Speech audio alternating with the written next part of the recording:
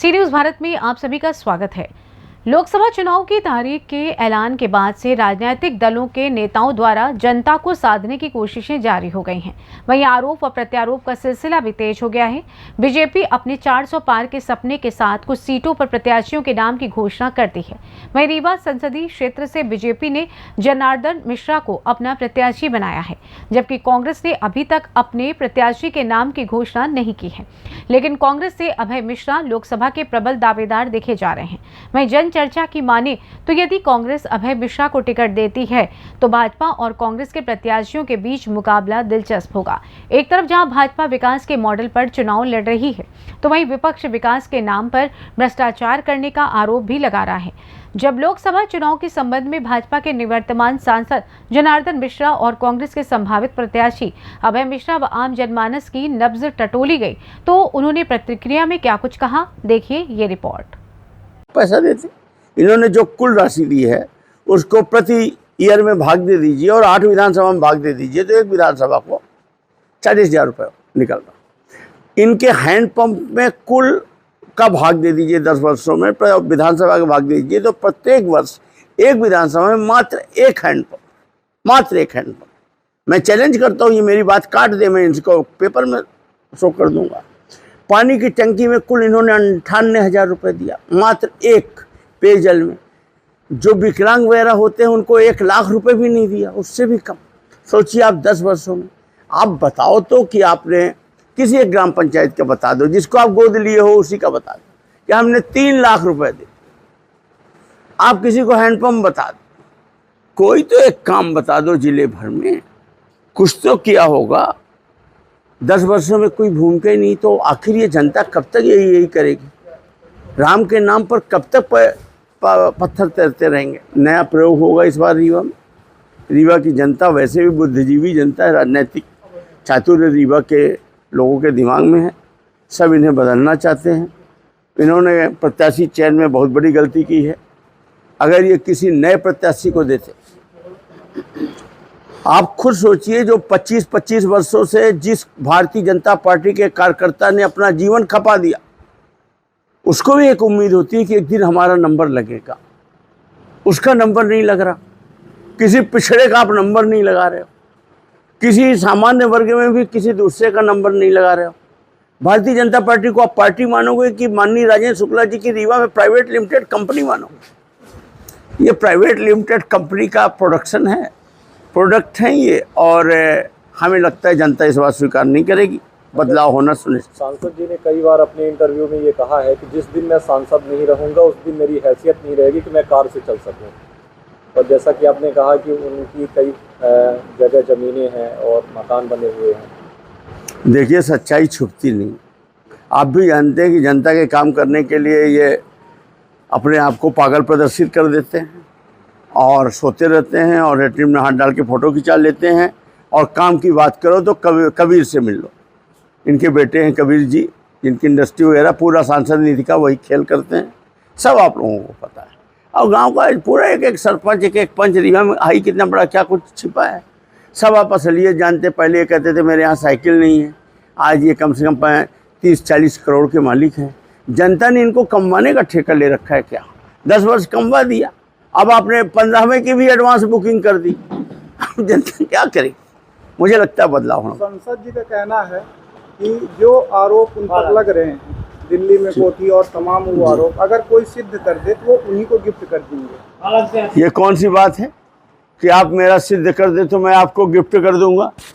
मुझे गिफ्ट की ज़रूरत नहीं है। आप चले जाइए, यहाँ पर खिटवरिया तो आपके बगल में है, वहाँ का पटवारी हल्का है, और क्या नाम है उनका, कुशवाहा जी का, जयराम कुशवाहा, और पता कर लीजिए वहाँ पर 5,000 रुपये स्क्वायर फीट ज़मीन बिक रही। 7-8 करोड़ से कम की ज़मीन हो तो आप बात कर लीजिए।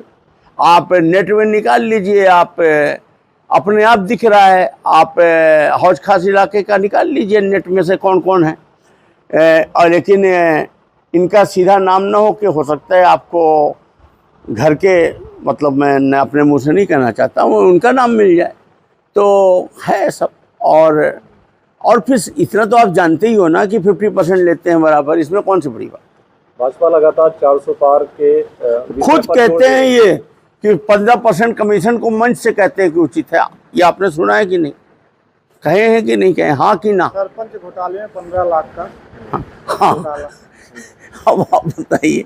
हाँ, आप क्या पूछना चाहते हैं? भाजपा कह रही है कि 400 पार अब की बार, इस विषय पर हमें लगता है कि उनकी जो सोच थी कि ईवीएम हमारी 400 बार, मुझे जो नई जानकारी मिली है, सुप्रीम कोर्ट बहुत टाइट हो गई है और कुछ इनके अंदर डिस्प्यूट है। इस बार इनकी ईवीएम सेटिंग नहीं है।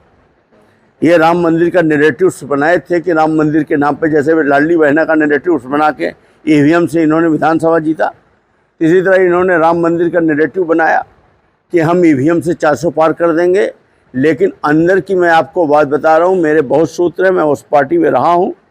जनता बिल्कुल न झिझके, इनका नैरेटिव धरा का धरा रह जाएगा। इस बार ईवीएम की सेटिंग इनकी नहीं हो पाई, ये एक नई बड़ी बात हुई। ये बात मैं आपको नया खुलासा कर रहा हूँ कि ईवीएम के मामले में इस बार ये फेल हो गए। इसके लिए माननीय सुप्रीम कोर्ट को आप लोग धन्यवाद दीजिए। और अगर ईवीएम नहीं है तो ये पार नहीं होंगे। लोकसभा चुनाव की तैयारियां शुरू हैं और भारतीय जनता पार्टी कह रही है, जो सत्ता में है, कि हम विकास के मुद्दे पर चुनाव लड़ रहे हैं 400 पार अब की बार। आम जनमानस किस तरह से इस चुनाव को देख रहा है? देखिए, अभी तो ये 400 पार और ये बाकी जो आंकड़ेबाजी है, वो स्वाभाविक है कि सभी पार्टियां अपने अपने बेहतरी का दावा करती हैं कि हम जो है बहुत प्रचंड बहुमत से जीत रहे हैं। वो अलग बात है। पर जो मुख्य बात आप ये कह रहे हैं कि भाजपा जो है विकास के मुद्दे पर चुनाव लड़ रही है, आम जनता ये महसूस करती है कि वो सिर्फ बड़े बड़े फ्लाईओवर, हाईवे बना देना ही मुख्य आवश्यकता नहीं है। मुख्य आवश्यकता उसकी रोजगार का सवाल है, वहाँ महंगाई का सवाल है, स्वास्थ्य का सवाल है, शिक्षा का सवाल है।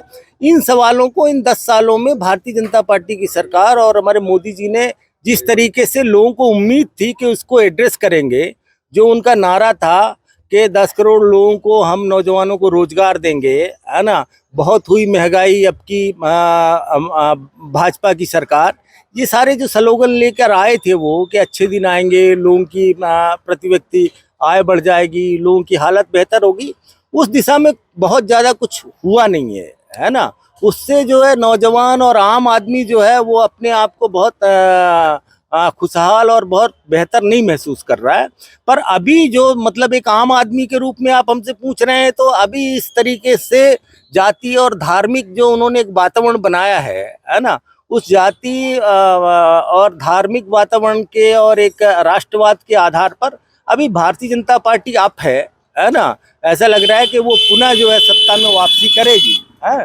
पर 400 पार का जो उनका सपना है या स्लोगन है, वो मुझे नहीं लगता कि वो पूरा होने वाला है, क्योंकि अधिकतम उनको जितना ग्रोथ करना था उन्होंने कर लिया। मध्य प्रदेश में जो 40 सीटें हैं उसमें उन्होंने जो है 39 सीटें भारतीय जनता पार्टी की, 1 सीट कांग्रेस की है।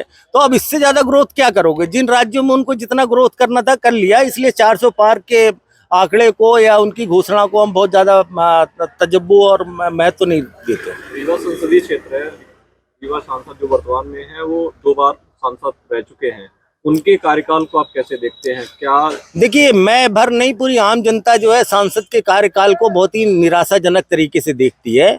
और जो लगातार 2 बार वो सांसद हो रहे हैं, वो अपनी मतलब काबिलियत या अपने संघर्ष या अपनी किसी बड़ी विकास योजनाओं की वजह से, है ना, या उस तरीके से कैलिबर वाले नेता के होने के नाते नहीं हो रहे हैं। भारतीय जनता पार्टी की एक लहर का और भारतीय जनता पार्टी के एक वातावरण का उनको फायदा मिल रहा है, इसलिए वो 2 बार से सांसद हैं। और इस बार भी इसका हो सकता है उनको फायदा मिल जाए, हाँ। पर उनके बारे में बहुत अच्छी छवि नहीं है। आप जैसे अगला सवाल पूछेंगे एक आम आदमी के रूप में, भारतीय जनता पार्टी से लोग जो है शहर में असहमत हो सकते हैं, पर राजन शुक्ला जी की एक अलग छवि है ना, कि वो कुछ काम कर रहे हैं, ये कर रहे हैं, उनके अपना, है ना, तो उनके आधार पर भी वोटें मिल रही है। पर सांसद जी के अपने कैलिबर के आधार पर कोई उनका वजूद नहीं है, ना कोई आधार। कौन सी पार्टी इस बार टक्कर दे सकती है रीवा में, क्या लगता है आपको? रीवा में क्यों, पूरे मध्य प्रदेश के अंदर और हिंदी पट्टी में यूपी को आप छोड़ दें, है ना, तो कांग्रेस ही है मुकाबले में, कि कांग्रेस ही उसका मुकाबला करेगी। दूसरी कोई क्षेत्रीय पार्टियां जो हैं उस तरीके से मध्य प्रदेश के अंदर है नहीं, कोई तीसरा विकल्प है नहीं। तो कांग्रेस ही उनका एक बेहतर मुकाबला देगी। और कांग्रेस एकजुट होकर लड़े तो अभी भी कांग्रेस का जो है बड़ा संगठन है, बड़े कांग्रेस के समर्थक हैं। पर कांग्रेस की कमजोरी ये है कि वो एकजुट नहीं है ना। और इस वजह से जो है वो कांग्रेस जो फेल हो रही है। अभी मध्य प्रदेश के अंदर भी कांग्रेस के पक्ष में वातावरण है। पिछली बार बदलाव का वातावरण था, इसके बाद भी पता नहीं कैसे लाडली बहनों की योजना या दूसरी चीज़ों ने जो है बीजेपी को फायदा पहुंचा दिया और उनकी सरकार बन गई। पर आम जनता से आप लोग मीडिया के लोग हैं, मैंने भी चुनाव के बाद जो है आम लोगों से बातचीत की तो कोई नहीं कहता था कि मैंने भाजपा को वोट दिया है, फिर भी सरकार बन गई है ना। तो आम आदमी से आप सामान्य चर्चा करोगे तो ज्यादातर लोग भारतीय जनता पार्टी के खिलाफ है लोग, है ना। तो इस बार जो आप लोकसभा के बारे में पूछ रहे थे, पिछली बार उनके पास पुलवामा था, है ना। पुलवामा के नाम पर और इन 370 के नाम पर वो इस बार राम मंदिर तो है ना। राम मंदिर बहुत पुराना हो गया, वो घिस पिट गया है ना। तो पुलवामा में के आधार पर राष्ट्रवाद के नाम पर जो है उन्होंने जो है उसको बहुत ज्यादा प्रचारित किया। और अब जो है जनता भी सवाल पूछ रही है कि बाकी तुम सारी चीजों को पता नहीं वो 100 साल के गड़े मुर्दे उखाड़ रहे हो, है ना। सीबीआई और ईडी के छापे डालकर आज तक आप पुलवामा में पता नहीं लगा पाए कि वो उसके में 40 सैनिक देश के कैसे मारे गए। तो ये भी सवाल जनता पूछ रही है ना कि इस तरीके से अपनी सत्ता के लिए या किसी की भी बलि चढ़ाकर जो है वो सत्ता का लाभ ले रहे हैं। तो ये सारे सवाल हैं। भाजपा के पक्ष में बहुत इस तरीके का एक तरफा वातावरण नहीं है, पर फिर भी क्योंकि कांग्रेस उस तरीके से एकजुट नहीं है, उसका फायदा मिल रहा है। आप लोगों के हिसाब से क्या लगता है रीवा में कांग्रेस के इस बार कौन कैंडिडेट हो सकते हैं प्रबल? ये तो कांग्रेस ही तय करेगी, कांग्रेस की अपनी पार्टी तय करेगी। पर अभी जो चर्चा में है वो उसके बारे में ये लोग मानते हैं कि अभय मिश्रा नाम के जो कांग्रेस के नेता हैं, जो अभी सिमरिया से विधायक हैं, वो या उनके परिवार के लोग लड़े तो अभय मिश्रा जो है बेहतर तरीके से जो है वो फाइट दे सकते हैं। ऐसी अजय मिश्रा बाबा महापौर बाबा जी का जो है वो शहर के अलावा जो है पूरे जिले भर में कोई प्रभाव नहीं है ना। पर वो क्या है, 2 बार एमएलए भी रह चुके हैं, सिमरिया से जिला पंचायत के अध्यक्ष भी रह चुके हैं, है ना। तो इस वजह से उनके पूरे जिले भर के सरपंचों से, पूरे जिले भर के उसमें उनका संपर्क है, प्रभाव है। पर बाबा एक बेहतर व्यक्ति हैं। पर आप ये कहें कि पूरे जिले भर के बाबा नेता हैं तो ये मैं इसको मानने के लिए तैयार नहीं। आपका क्या नाम है? मेरा नाम गृजेश सिंह सिंगर। क्या माहौल लग रहा है आपके हिसाब से?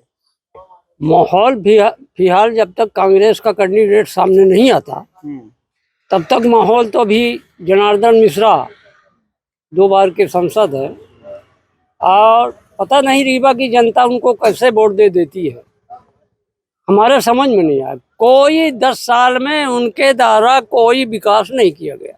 मैं ग्रामीण क्षेत्र का हूँ और ग्रामीणों से हमारा संपर्क रहता है, क्षेत्रीय से। उनका किसी वो राजेंद्र शुक्ला के कारण, पिछलग्गू होने के कारण उनको टिकट मिल जाती है और जीत जाते हैं थोड़ा मोदी के नाम से।